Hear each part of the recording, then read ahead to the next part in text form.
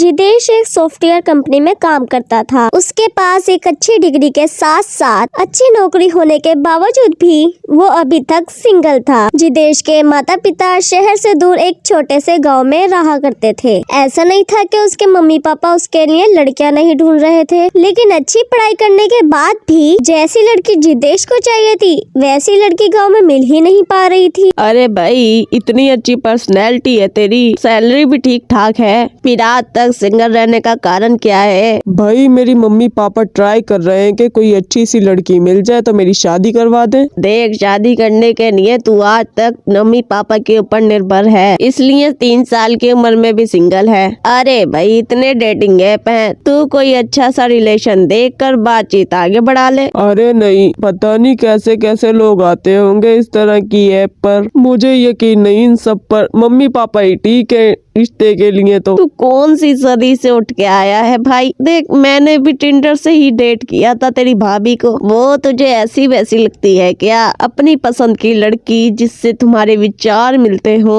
ढूंढ कर शादी करना कोई गलत बात तो नहीं है। ये बहुत अच्छा और आसान तरीका है। आप किसी लड़की से मिलो और खुलकर सारी बात बताओ। आप रिश्ते से क्या चाहते हो, आपको क्या पसंद है क्या नहीं पसंद, वो सब बताओ। और उसके बाद आपको लगे कि आप उस लड़की के साथ जिंदगी बसर कर सकते हैं तो ठीक है, वरना किसी और से बात कर लो। और जो रिश्ता मम्मी पापा लाएंगे तू खुल के उस लड़की से बात नहीं कर सकेगा और सारी जिंदगी तुझे एडजस्टमेंट ही करनी पड़ेगी। देख, ज्यादा सोच मत, मैं तेरा रजिस्ट्रेशन करवा देता हूँ। करण जितेश का टिंडर पे अकाउंट खोल देता है। कुछ ही दिनों में शालिनी नाम की लड़की के साथ उसकी दोस्ती हो जाती है। चैटिंग से शुरू हुई उनकी बातें कब फोन कॉल से मुलाकातों में बदल गई, उनको भी ये एहसास नहीं हुआ। देखो जितेश, मैं चंडीगढ़ में जॉब कर रही हूँ और शादी के बाद भी मेरा नौकरी छोड़ने का कोई इरादा नहीं है। मैं सारी बातें पहले ही क्लियर करना चाहती हूँ। मैं शुरू से ही एक न्यूक्लियर फैमिली में रही हूँ। हमारे घर में ना शुरू से ही एक शांत माहौल रहा, ना लड़ाई झगड़ा ना तू मैं भी यही चाहती हूँ कि मैं शादी के बाद एक न्यूक्लियर फैमिली में रहूँ। एक्चुअली ज्वाइंट फैमिली का प्रेशर मैं झेल नहीं पाऊंगी। तुम चाहो मुझे सही समझो या गलत, लेकिन मैंने तुम्हें साफ साफ बता दिया है, शादी के बाद मैं नहीं चाहती कि किसी भी वजह से कोई मिसअंडरस्टैंडिंग हो। एक्चुअली इसी बारे में मेरी यही राय है जो तुम्हारी है। मुझे गांव छोड़े हुए 10 साल हो गए हैं और वहां जाके एडजस्ट करना मेरे लिए बहुत डिफिकल्ट है। मैं तो हमेशा से ही एक वर्किंग वाइफ चाहता था ताकि दोनों अपने काम में बिजी रहें और झगड़ने का मौका ही नहीं मिले। मुझे भी हाउस वाइफ बिल्कुल पसंद नहीं है। मुझे लगता है हमारी अच्छी जमेगी। सारी बातें क्लियर करने के बाद जितेश और शालिनी अपने अपने घरों में बात करते हैं। बड़ों की रजामंदी के साथ जल्द ही उनकी शादी हो जाती है और शादी के बाद दोनों शहर में 2 BHK का फ्लैट रहकर उसमें रहने लगते हैं। शादी के बाद जितेश, बहुत गर्मी पड़ रही है, एक एसी ले लेते हैं, घर के लिए थोड़ा फर्नीचर भी ले लेते हैं। अब हमारी शादी हो गई है, कोई भी आता है तो ऐसा खाली खाली घर अच्छा नहीं लगता। ऐसे ही घर में एक एक करके सामान आने लगते हैं, कभी फ्रिज तो कभी टीवी, कभी माइक्रोवेव तो कभी गीजर, जिससे उनका पूरा का पूरा बजट हिल जाता है। शालिनी, मैंने जितना सोचा था ना, शादी के बाद उससे कई ज्यादा खर्चा हो चुका है। अब मुझे समझ आया कि एक घर बसाने में कितनी मेहनत और रुपया खर्च होता है। मेरी तो सारी सेविंग खर्च हो गई, समझ में ही नहीं आ रहा कैसे मैनेज होगा। बिल्कुल ठीक कह रहे हो तुम जितेश। हर महीने बिजली का बिल और मकान का किराया, मेड की सैलरी निकालने के बाद हाथ में कुछ बचता ही नहीं। किसी तरह बस घर का राशन आ रहा है, इसके अलावा हम कोई भी खर्च अफोर्ड करने की कंडीशन में ही नहीं है। लेकिन ऐसे कैसे चल पाएगा जितेश? क्या करे, मकान चेंज कर दे क्या? कहीं पर कम रेंट वाला मकान ढूंढ ले। पहले ही मेरा ऑफिस हमारे घर से इतना दूर है कि ऑफिस से आने जाने में ही मेरी सैलरी का एक हिस्सा ट्रांसपोर्ट में खर्च हो जाता है। और अगर हमें सस्ता मकान चाहिए तो हमें और इंटीरियर में जाना होगा। मतलब मुझे ऑफिस पहुंचने में ही 2-2.5 घंटे लग जाएंगे। मैं सोच रहा हूँ कि अगर हमें फ्लैट का किराया ना देना पड़ता तो कितना अच्छा हो जाता, हमारी अच्छी खासी सेविंग हो जाती, क्योंकि 30,000 तो हमारा किराया देने में ही खर्च हो जाते हैं। लेकिन ऐसा होगा कैसे? इस मकान की कीमत समझ रहे हो कितनी है? है। हमारी फाइनेंशियल कंडीशन ऐसी नहीं है कि हम कोई फ्लैट खरीद सके। एक आइडिया है शालिनी, अगर तुम तैयार हो तो बात बन सकती है। क्या आइडिया है, साफ साफ बताओ ना। मेरा एक घर गांव में है और अगर हम कुछ दिन के लिए गांव में जाकर रहें और गांव वाले पुश्तैनी मकान में से अपना हिस्सा मांग ले तो उन रुपयों से आराम से हम शहर में अपना फ्लैट खरीद सकते हैं। ऐसा करने से हम मकान का रेंट देने से भी बच जाएंगे और हमारी सैलरी से हमारा घर भी बहुत आराम से चलने लग जाएगा। और तुम्हारे पापा मानेंगे क्या? कहीं ऐसा न हो कि बात और ही बिगड़ जाए। शालिनी, हम पूरी प्लानिंग के साथ वहाँ जाएंगे। पहले सबके साथ खुशी खुशी वहाँ रहेंगे। पहले मैं उनसे बात करूँगा, फिर उन्हें इमोशनली अपनी तरफ करने की कोशिश करूँगा और अगर पापा नहीं माने तो फिर सख्ती से बात करनी पड़ेगी, लेकिन मैं अपना हक लेकर रहूँगा। आखिर इतने बड़े घर में मेरा भी तो हिस्सा है। और सबसे बड़ी बात, ना ही आज ना ही आने वाले समय में मुझे गाँव में जाकर रहना है और समझदारी तो इसी में ही है कि मैं अपनी प्रॉपर्टी को बेचकर शहर में अपने रहने का इंतजाम कर लूँ। अगर तुम्हें लगता है कि इस तरह से कोई सोल्यूशन निकल सकता है तो मैं कुछ दिन के लिए तुम्हारे साथ गांव में रहने के लिए तैयार हूँ। मैं ऑफिस में बात करके एप्लीकेशन लगा देती हूँ। घर पर कुछ इमरजेंसी है, बॉस मुझे वर्क फ्रॉम होम दे देगा और फिर हम लोग गाँव चलेंगे। पूरी प्लानिंग बनाने के बाद जितेश और शालिनी अपने गाँव पहुँच जाते हैं। जितेश को शहर से आता देख उसके माँ, बाबा, भाई, भाभी और उनके बच्चे बहुत खुश हो जाते हैं। अरे बेटा, तुम लोग पहले बता देते कि तुम लोग आने वाले हो तो मैं तुम्हारे लिए कमरे की साफ सफाई करवा के तैयार करवा देती। आराम से सफाई करवा दो माँ, अब मैं आया हूँ तो जल्दी से जाने वाला नहीं हूँ। कमरे में जाने के बाद जितेश, मैं पूरा दिन वर्क फ्रॉम होम करूँगी तो यहाँ घर में काम को लेकर कोई चिक तो नहीं होगी ना? मैंने तुम्हें पहले ही बताया था कि मुझे इस तरह के माहौल में रहने की आदत नहीं है। अरे कुछ दिन की बात है, अगर कोई तुमसे कुछ कहेगा भी तो झेल लेना। हमें यहाँ थोड़ी ना हमेशा के लिए रहना है।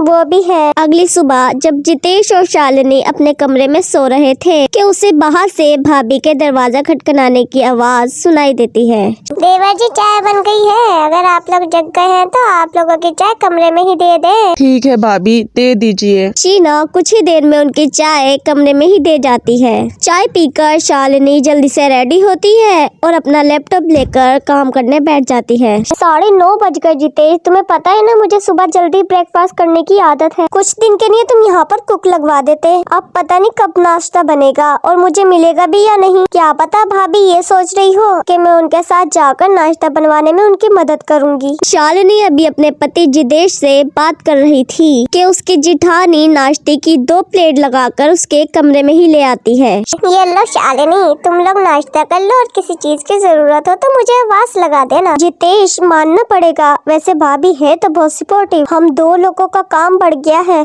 लेकिन भाभी के चेहरे पर जरा सी भी शिकन दिखाई नहीं देती। शाम को जब शीना चाय लेकर उनके कमरे में आती है, भाभी आई एम रियली सॉरी, आपको सारा काम अकेले ही करना पड़ रहा है। मुझे ना ऑफिस का काम करना पड़ रहा है, इसलिए मैं आपकी मदद नहीं कर पा रही हूँ। अरे नहीं पहले, तुझे किसने कहा मुझे काम में दिक्कत है? और मैं काम तो रोज ही करती हूँ और तुम तो कुछ ही दिन के लिए आए हो। बस खुशी खुशी हमारे साथ रहो, इससे ज्यादा मुझे और कुछ नहीं चाहिए। भाभी कुछ दिन की बात नहीं है, हमारा 2 महीने रुकने का प्लान है। मतलब अगर आपको दिक्कत हो रही है तो आप किसी को काम करने के लिए रख लीजिए ना। अरे बाबा, ये काम वाम की चिंता तुम मुझ पर छोड़ दो, तुम बस अपने ऑफिस में ध्यान दो, घर मैं संभाल लूंगी। शालिनी बहुत हैरान थी, जिसने आज तक अपनी दोस्तों से सास के बारे में जितने भी किस्से सुने थे, उनकी सास उससे बिल्कुल अलग थी। उसने तो यही सुना था कि सासू माँ साड़ी पहनने पर भी और सर पे पल्लू ना रखने पर भी ताने मारती है, लेकिन यहाँ उसकी सास साड़ी ना पहनने पर हदायत दे रही थी। उन्हें उसके काम करने से भी कोई दिक्कत नहीं थी, यहाँ तक कि उसे ससुराल में अपने कमरे में बैठे बैठे चाय नाश्ता बल्कि खाना तक भी मिल रहा था। उसे अभी तक यकीन ही नहीं हो रहा था कि वो इतने बड़े ससुराल में अभी तक खुशी से रह रही है। जितेश, हमें यहाँ आए 15 दिन हो गए। मुझे लगता है तुम्हें पापा जी से अब बात कर लेनी चाहिए। तुम जितना देर करोगे ना दिक्कत उतनी ही बढ़ती चली जाएगी।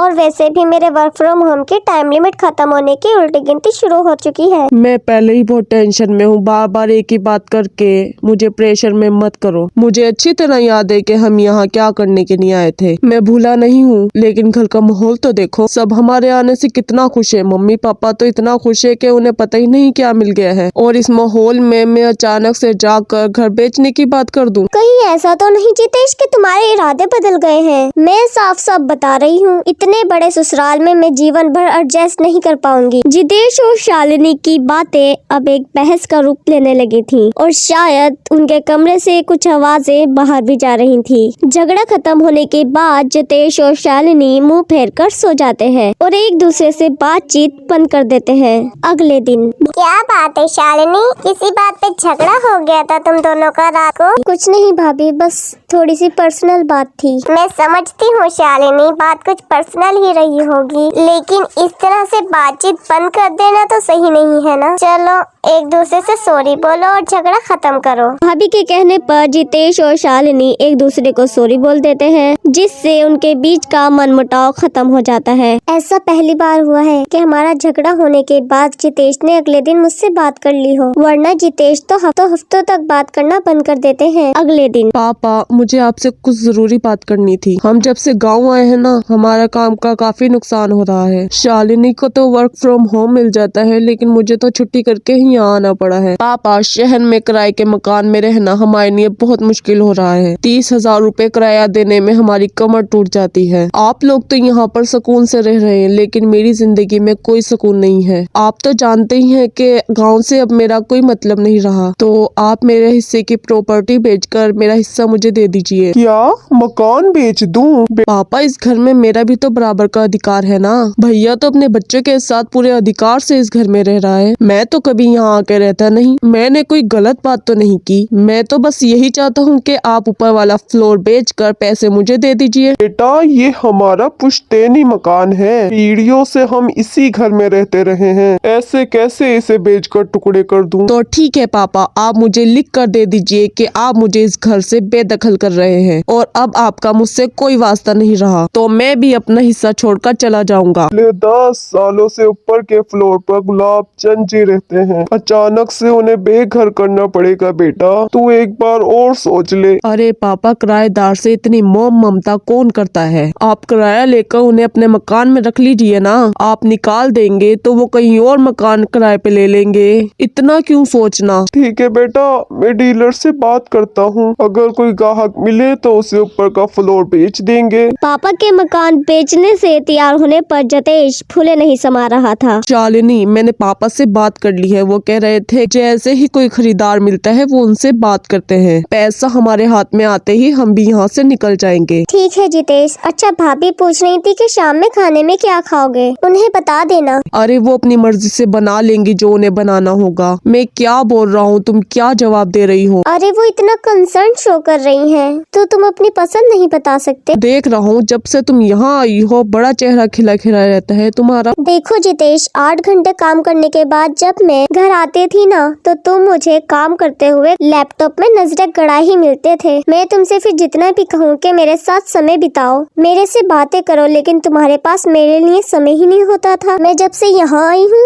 भाभी के रूप में मुझे एक सहेली मिल गई है। शाम को ऑफिस खत्म होने पर मैं भाभी के साथ बैठकर गप्पे लड़ाती हूँ, जिससे मेरे ऑफिस के सारी थकान और स्ट्रेस खत्म हो जाता है। अगर हमारे दरमियान किसी बात को लेकर गर्मा गर्मी या बहस हो भी जाती है ना जितेश, तो माँ जी और भाभी के साथ समय बिताने पर मेरा मन हल्का हो जाता है और मैं हमारे बीच की करवाहट को भूल जाती हूँ। इसलिए आजकल मेरा मूड अच्छा रहता है। शालिनी का जवाब सुनकर जितेश थोड़ा हैरान था। 2-3 दिन के बाद पापा जितेश के पास आते हैं। बेटा जितेश, प्रॉपर्टी डीलर से बात हो गई है, एक पार्टी है जो हमारा घर खरीदने के लिए तैयार हो गई है, तेरा हिस्सा है, तू देख ले बेटा कितने में बेचना है और कैसे सौदा करना है। शालिनी, हम जिस वजह से यहाँ आए थे आज हमारा वो मतलब हल हो गया, लेकिन पता नहीं मुझे कुछ अजीब सा महसूस हो रहा है, जैसे कुछ छूट रहा है मेरे हाथ से। जिन पैसों के लिए हमने इतना कुछ प्लान किया, आज जब पैसे हाथ में आने का समय आ रहा है तो इतनी खुशी ही नहीं हो रही है। तुमने तो मेरे मन की बात कह दी जितेश। मुझे भी इस घर के 2 टुकड़े करना अच्छा नहीं लग रहा। पिछले 1 महीने से सबने हमारी खुशी के लिए क्या कुछ नहीं किया। हमारी पसंद नापसंद, छोटी से छोटी जरूरत का ख्याल रखा, और जाते हुए हम इन लोगों को अच्छाई के बदले में क्या देके जा रहे हैं? उनके इस आशियाने के 2 टुकड़े। अगर आज हमने अपना हिस्सा बेच दिया ना जितेश, तो वापसी के सारे दरवाजे हमारे लिए हमेशा के लिए बंद हो जाएंगे। और इतने अच्छे परिवार को मैं कुछ रुपयों के लिए गंवाना नहीं चाहती। भाभी की अच्छाइयों का बदला मैं इस तरह से चुका नहीं सकती। बल्कि सच बताऊं तो मेरा यहाँ से वापस जाने को दिल ही नहीं कर रहा। मैंने सोचा था इतने बड़े ससुराल में रहना बहुत तकलीफ दे होगा, लेकिन सच बताऊं मैं जब से यहाँ आई हूँ मुझे किसी बात की दिक्कत ही महसूस नहीं हुई। भाभी के साथ रहकर मैंने बहुत से काम सीखे हैं। जिन कामों के लिए मुझे नौकरों पर निर्भर रहना पड़ता था, वो काम मैं खुद अपने हाथ से बड़े आराम से कर सकती हूँ। पापा को मना कर दो, हमें कोई मकान नहीं बेचना। वापिस गाँव को लौटने का वादा करके जितेश और शालिनी शहर को लौट जाते हैं।